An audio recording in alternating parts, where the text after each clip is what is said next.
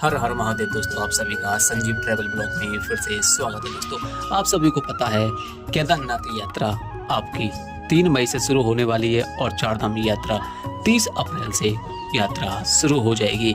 हमारे पास बार बार कमेंट आ रहे हैं कि चारधाम यात्रा और केदारनाथ यात्रा के रजिस्ट्रेशन कब से शुरू हैं। आप सभी को पता है कि बिना रजिस्ट्रेशन के कभी भी केदारनाथ यात्रा या चारधाम यात्रा नहीं होती है। आपके लिए सबसे पहले रजिस्ट्रेशन सबसे ज़्यादा जरूरी है, इसलिए इस साल रजिस्ट्रेशन थोड़ा हार्ड कर दिया गया है। जो भी श्रद्धालु इस साल केदारनाथ यात्रा या फिर चारधाम यात्रा करना चाहता है उनके लिए भाई केदारनाथ रजिस्ट्रेशन बहुत ज़्यादा जरूरी है। अब बात करते हैं कि इस बार रजिस्ट्रेशन कब से शुरू होने वाले हैं और रजिस्ट्रेशन में क्या क्या बड़े बदलाव किए गए हैं और किस किस माध्यम से हम अपना रजिस्ट्रेशन कर सकते हैं। दोस्तों, आपके लिए बता देता हूं, रजिस्ट्रेशन कुछ ही दिनों में शुरू होने वाले हैं।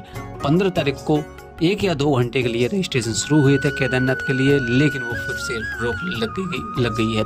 इसका सबसे बड़ा कारण ये है कि इस साल केदारनाथ यात्रा जो रजिस्ट्रेशन है उसको आधार कार्ड से जोड़ा जा रहा है। जी हाँ दोस्तों, पिछले साल या मान के चलो इस साल छोड़कर जब भी रजिस्ट्रेशन होते थे तो उसमें आपका आधार कार्ड का ज़्यादा लेना देना नहीं होता था, लेकिन इस साल आपका रजिस्ट्रेशन आधार कार्ड से लिंक करा जाएगा और ये बहुत ज़्यादा जरूरी है, क्योंकि आप सभी को पता है कि हर साल केदारनाथ में कुछ ना कुछ होता रहता है। कभी बादल फट जाते हैं, कभी पहाड़ टूट जाते हैं, जिसमें बहुत से यात्रियों की मौत हो जाती है, लापता हो जाते हैं, तो बहुत ज़्यादा कन्फ्यूजन होता है। इसलिए आधार कार्ड से इस रजिस्ट्रेशन को जोड़ा जा रहा है। अगर बात करूँ रजिस्ट्रेशन शुरू होने की, तो आपका जो रजिस्ट्रेशन है इसी महीने कम से कम मान के चलिए 20 मार्च के समथिंग में आपका रजिस्ट्रेशन शुरू हो जाएंगे।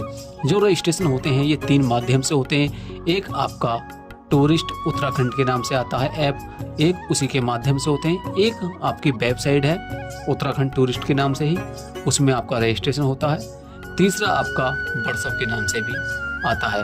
एक नंबर होता है जो स्क्रीन पर चल रहा है, इस व्हाट्सएप नंबर के तहत आपका भी जो रजिस्ट्रेशन है वो हो जाएगा। अब बात करते हैं कि रजिस्ट्रेशन में हमें क्या क्या डॉक्यूमेंट चाहिए। देखो, सबसे पहले तो आपको केवल आधार कार्ड चाहिए, ठीक है। बिना आधार कार्ड के आप इस बार रजिस्ट्रेशन नहीं कर सकते। अगर आपका रजिस्ट्रेशन में कुछ गड़बड़ है या फिर कोई मोबाइल नंबर नहीं लगा हुआ है और लगा हुआ है तो वो तुम्हारे पास नहीं है, तो भाई जल्दी से जल्दी अपने आधार कार्ड की जो नंबर है उसे चेंज करवा लो, या फिर नंबर खो गया है तो किसी आधार कार्ड सेंटर में जाके मोबाइल नंबर आप अपना चेंज करवा लो। कुछ भी कमी है तो जल्दी से जल्दी चेंज करवा लो, क्योंकि इस बार आधार कार्ड बहुत ज़रूरी है। जी हाँ दोस्तों, बिना आधार कार्ड के आप इस बार चारधाम यात्रा या फिर केदारनाथ यात्रा बिल्कुल भी नहीं कर सकते। मैंने आपको तीनों माध्यम बता दिए हैं। बस तीनों माध्यम से आपको क्या करना है कि जिससे भी आप कर रहे हो, या तो ऐप द्वारा कर रहे हो, वेबसाइट द्वारा कर रहे हो, या फिर आप व्हाट्सएप द्वारा कर रहे हो, आपका नाम, आपके पापा का नाम, माताजी का नाम, और उसी के साथ में आप कौन कौन सी डेट के लिए कौन कौन सी यात्रा कर रहे हो। चारधाम यात्रा कर रहे हो तो कौन कौन सी तारीख को जाएगी। अगर आप खाली केदारनाथ यात्रा कर रहे हो तो केदारनाथ यात्रा कौन सी तारीख को करोगे। केवल वही डिटेल चाहिए, इसके अलावा आपको कोई भी डिटेल फिल नहीं करनी है। बहुत आसान है, बहुत ही आसान। कोई छोटा बच्चा भी इस फॉर्म को भर लेगा। बहुत से श्रद्धालु डरते हैं कि भाई हमारा रजिस्ट्रेशन नहीं हुआ तो हम केदारनाथ यात्रा या चारधाम यात्रा नहीं कर पाएंगे। देखो, ऐसा कुछ भी नहीं है, दिक्कत नहीं है, क्योंकि आपके लिए ऑफलाइन रजिस्ट्रेशन खुले हुए हैं। जी हाँ दोस्तों, ऑफलाइन के लिए सबसे इम्पोर्टेंट है कि आपको एक दिन हरिद्वार में ही बिताना होगा, ठीक है, क्योंकि हरिद्वार में ही आपका ऑफलाइन रजिस्ट्रेशन होता है। लेकिन भाई ऑफलाइन रजिस्ट्रेशन में टाइम लगता है, धूप में भी 1-1, 2-2 घंटा खड़ा होना पड़ सकता है, 3-3, 4-4 घंटे भी लाइन में खड़ा होना पड़ सकता है जब भी आपको ऑफलाइन रजिस्ट्रेशन मिलेगा। ये नहीं है कि आप अपने शहर से आएँ तुरंत के तुरंत आप लाइन में लग जाएं और आपको रजिस्ट्रेशन प्राप्त हो जाएगा, ऐसा बिल्कुल भी नहीं होगा। आपको कम से कम 4 घंटे, 2 घंटे, 5 घंटे आपको शुरू में लगेंगे। लेकिन जैसे जैसे यात्रा आपकी ख़त्म होती जाती है, मान के चलो आपकी मई वाले महीने में केदारनाथ शुरू है, तो मई और जून में भाई आपका ऑफलाइन रजिस्ट्रेशन बहुत ज़्यादा भीड़ रहेगी। लेकिन जैसे जैसे आप लेट जाओगे तो आपका ऑफलाइन रजिस्ट्रेशन आराम से हो जाएगा। दोस्तों, ऑफलाइन रजिस्ट्रेशन में आपको केवल आधार कार्ड ही देना होगा। आधार कार्ड देने के बाद में आपका ऑफलाइन रजिस्ट्रेशन हो जाएगा, आपको कोई भी दिक्कत नहीं होने वाली है। एक बार मैं आपको दोबारा से रिपीट कर देता हूं, जो आपका रजिस्ट्रेशन है वो 20 मार्च के समथिंग में आपके शुरू हो जाएंगे। 3 वेबसाइट से आपके जो रजिस्ट्रेशन है वो होंगे, एक आपका ऐप द्वारा और एक आपका वेबसाइट द्वारा, एक आपका व्हाट्सएप द्वारा। इन 3 माध्यम के द्वारा आप अपना आराम से रजिस्ट्रेशन कर सकते हैं, कोई भी आपको प्रॉब्लम नहीं आएगी। अब बात करते हैं दूसरी प्रॉब्लम की। बहुत से श्रद्धालु हमसे बार बार कमेंट करते हैं कि हम अपने ग्रुप में आ रहे हैं तो हम अपने ग्रुप का कैसे रजिस्ट्रेशन करेंगे। देखो, ग्रुप में कुछ भी दिक्कत नहीं है, केवल एक आदमी का या एक व्यक्ति का रजिस्ट्रेशन होता है और उसी रजिस्ट्रेशन में जितने भी आप जा रहे हो उनके सबके नाम, आधार कार्ड, वो सब लिंक हो जाते हैं। वह छोटा सा प्रोसेस है। जैसे ही आपके चारधाम यात्रा या केदारनाथ यात्रा के रजिस्ट्रेशन शुरू होंगे, मैं आपको तुरंत वीडियो बना के तुरंत के तुरंत यूट्यूब पर अपलोड कर दूंगा और आपको बताऊंगा कि रजिस्ट्रेशन कैसे कैसे होंगे। आपको घबराने की बिल्कुल भी ज़रूरत नहीं है कि हम चारधाम यात्रा नहीं कर पाएंगे क्योंकि हमारा रजिस्ट्रेशन नहीं हुआ है।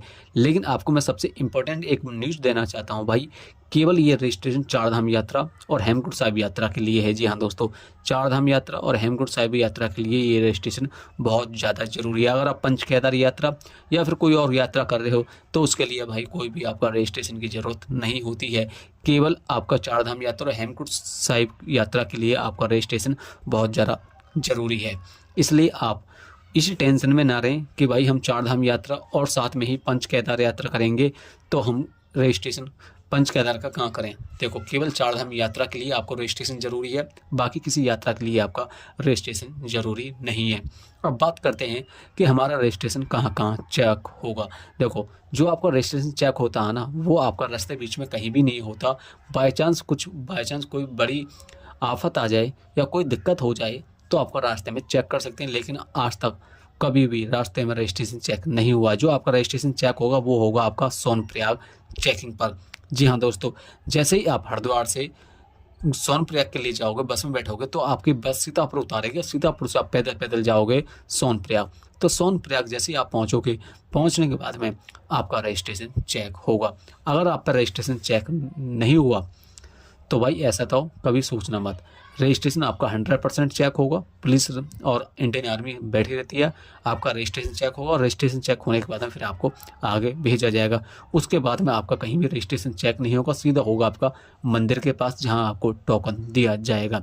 अगर आप गलती से ना तो ऑनलाइन और ना आप ऑफलाइन रजिस्ट्रेशन करके गए हैं तो फिर क्या होगा। देखो, आपको वापसी नहीं भेजा जाएगा, आपका आधार कार्ड लिया जाएगा और वहीं पर आपका तुरंत के तुरंत ऑफलाइन रजिस्ट्रेशन कर दिया जाएगा। दोस्तों, मैंने आपको संपूर्ण जानकारी बता दी है कि चारधाम यात्रा और उसी के साथ में केदारनाथ यात्रा, हेमकुंड साहिब यात्रा का रजिस्ट्रेशन आप कैसे कर सकते हैं और कब कब डेट आएंगी, तो आपको कोई भी प्रॉब्लम नहीं होनी चाहिए। ऑफलाइन रजिस्ट्रेशन कैसे होंगे वो भी मैंने आपको बता दिया है, लेकिन करना कैसे है वो मैं आपको नेक्स्ट वीडियो में बताऊंगा। नहीं तो भाई बहुत बड़ी वीडियो हो जाएगी और अभी तक फ़िलहाल रजिस्ट्रेशन से शुरू नहीं हुए हैं।